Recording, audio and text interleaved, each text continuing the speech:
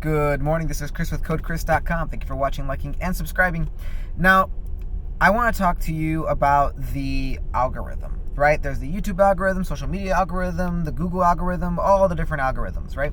And here's what's interesting about it is I'm reading this book called Into the Shallows, How the Internet's Affecting Our Brains.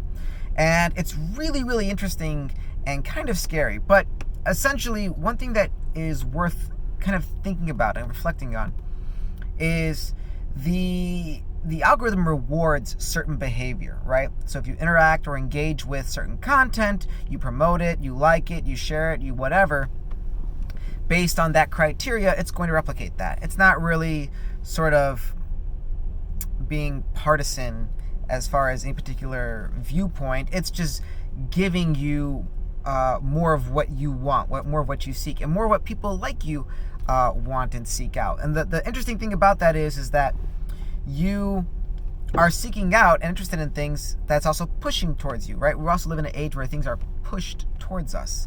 We're not really seeking them out quite the same way as we used to, right?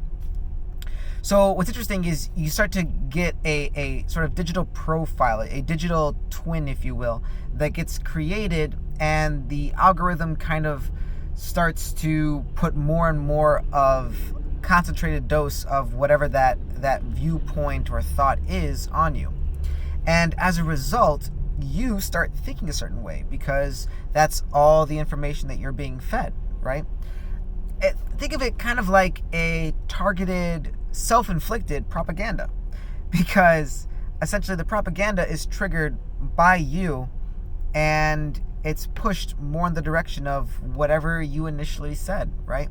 So it's kind of interesting. Now, some of this we see right away as far as things that get pushed towards us. If you've ever done a random search query for a topic on like cars, suddenly you have a bunch of car stuff, right? And that's just in your feed. Now, if you were to click on 2 or 3 of those car things, right? Now you built a profile, right? Or other people who have also clicked on those similar car things also tend to like motorcycles. And so that motorcycle information will start being fed to you. It's really interesting how these things that are seemingly unrelated will start to connect to one another. And as a result, you start getting stuff pushed to you that kind of forms some of what you're going to end up parroting later as far as what you might say. So it's a really interesting idea. Now, so for example, right now I've got different YouTube profiles, and this one I use predominantly, and it tends to have a lot of tech motivational things on my feed because that's what I've looked up, right? But another one has just, a lot of, I just use it for like music or just random things, right? Another one, my son uses, and it's got like a bunch of like kid videos just pushed to it. So it's a really interesting thing to consider,